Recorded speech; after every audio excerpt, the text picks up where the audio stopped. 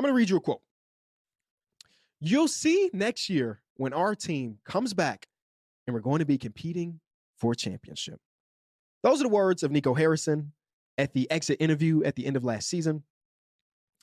The start this year through the first 10 games, the Dallas Mavericks team that he's referring to, the one that he's in charge of, are 3-7 to start the year, with wins over the Washington Wizards, who only have one win on the season, a win over the Indiana Pacers, who only have one win on the season, and the Washington Wizards win was against them, so they already played their home and home, and they split with the Washington Wizards of all teams. The Indiana Pacers, who only have one win, and then Toronto Raptors, who the hell knows if they're a good team, and I still don't know. Those are the 3 wins. And as of today, as I'm recording this episode, they have the worst relative offense in the history of this sport. Not the worst offense statistically, relative to their peers. That's how bad it is over there for Dallas. And you say, Kenny, that's unfair to Nico Harrison because he didn't expect all of the injuries. Guess who did expect all the injuries? Literally everybody else that looked at the trade. We are what? 10 months removed from the trade, and I still, on a daily basis, see Luka Doncic in a Lakers jersey and be like, I can't believe this happened. I still watch the Dallas Mavericks say, man, they're missing something. Of course, the thing they're missing is number 77. He said that quote fully knowing that Kyrie Irving may be out for the entirety of next season and knowing that he traded for a guy. Lord knows we love Anthony Davis, Chicago's very own, but knowing that his history is his history. And it also is like a real slap in the face for Nico Harrison to win the lottery when he had a 1.8% chance to win. 1.8% chance to win. And he told the fan base, well, maybe they see my vision now. As if he was guaranteeing that 1.8% was going to convey and end up being Cooper Flagg. It is mind-blowing to me that we're even in this place at all.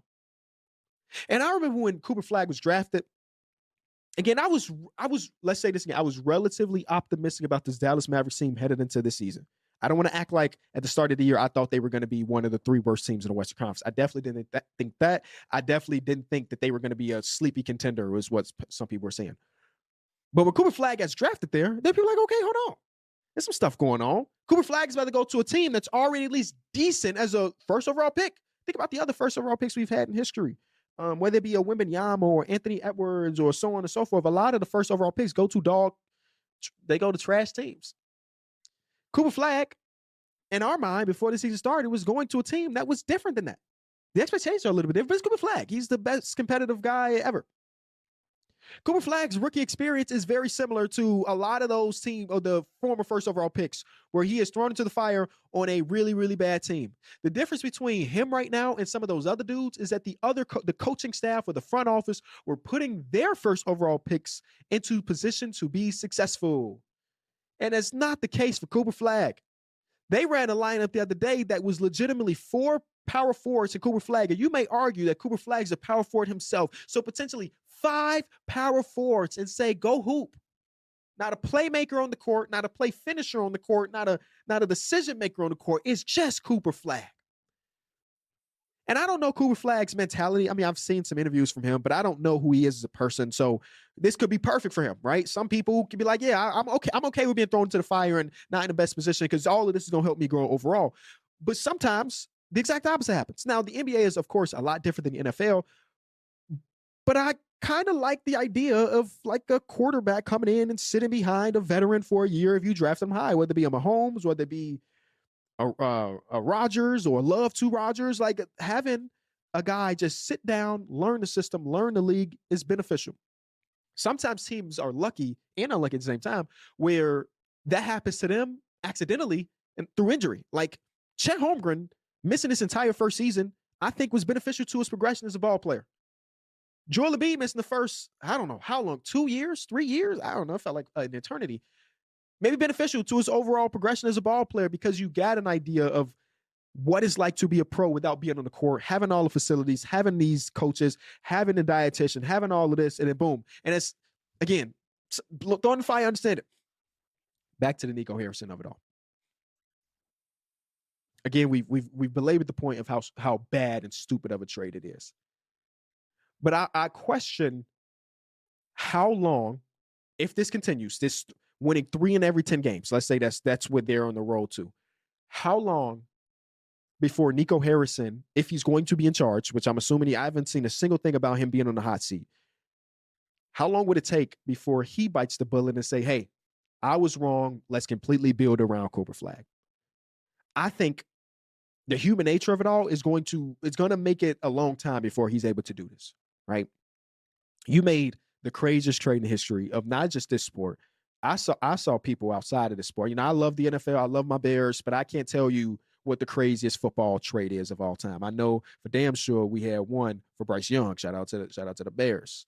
So I can't speak to that, but I've seen people who are covering both of those sports say, no, this is the craziest trade I've ever seen.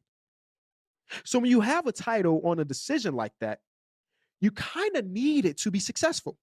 So much so that you may be willing to turn those edges and drive the car until the tires are bare, until Anthony Davis literally can't hoop anymore. Because in his mind, I would suspect to see as the ultimate believer in his overall vision and his overall goal. When AD come back and then Kyrie come back next season, then we cool. And maybe that's true. But what a crazy thing to try to convince the fans. When you had a 26-year-old generational guy, and generational, I don't throw around lightly. Like Luka Doncic obviously is a generational guy. Luckily for them and for Nico, they have their own first-round pick again this season. But closing the current window that you had with Luka Doncic in order to maybe open up another window 3 years, 4 years down the line, when there was no tension in between that. Like some teams have to trade their best player just because they have to. So-and-so player's unhappy. We can't build a team around him. We got to trade away our best player right now. Luka Doncic was under the assumption that he would spend his entire career in Dallas. So to close that window on a team that not just was good, was literally in the title games just a little bit before that. To close that window to maybe open up a Cooper Flagg, AJ DeBonsa window is crazy. And again, that he might try to, even if they win, let's say they win the lottery again, which I saw a lot of people tweet to me like, Kenny, the NBA should incorporate it so you can't win the lottery back-to-back years, the Nico Harrison rule. Hypothetically, they do win back-to-back lotteries. If he goes to that podium and talk about seeing the vision again, I'm going to lose my mind, and I'm not even a fan of this team. I do feel for my people that are fans of this team. Because how can you really be excited? Like Cooper Flagg has been okay. He's not been as good as people expect him to be right off the gate, but again, rookie player. How could you possibly be excited about something when you just spent 7 years, building up this guy to be the next savior of your organization, to see that all taken away from you with no, I don't know, no warning signs? I would imagine that's really tough to really be bought in to Dallas Mavericks hoops again. And even the fans that I know that denounced their fandom and then came back, was like, damn, should I even come back? Is it even worth it? And the answer is probably not. It is forever going to be the most crazy decision that an NBA general manager has done, especially in the current era. I feel like a lot of crazy trades happened in the 80s, in the 90s. I mean, obviously not to this caliber, but like, nobody knew what the hell they was doing. And with time and reps and analytics and all of this stuff, you just become smarter as the way you run your team. And Nico Harrison also said at the end of the season last year that defense wins championships, which everybody believes except for Kevin Durant. And right now, the Dallas Mavericks are the 5th best defense. So he's got that. He can say that our defense is NBA championship caliber. It just so happens that our offense is the worst ever. Like again, relative. It's mind blowing. Light at the end of the tunnel, maybe. Highly doubt it.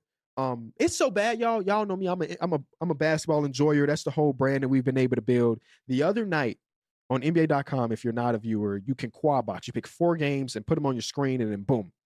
I had 3 games that I cared about and then an empty spot. The only other game on was the Dallas Mavericks versus Pelicans game, and I legitimately opted to not even pull it up. I was okay with 3 boxing instead of 4 because I hate watching the Dallas Mavericks this season that much. That's crazy.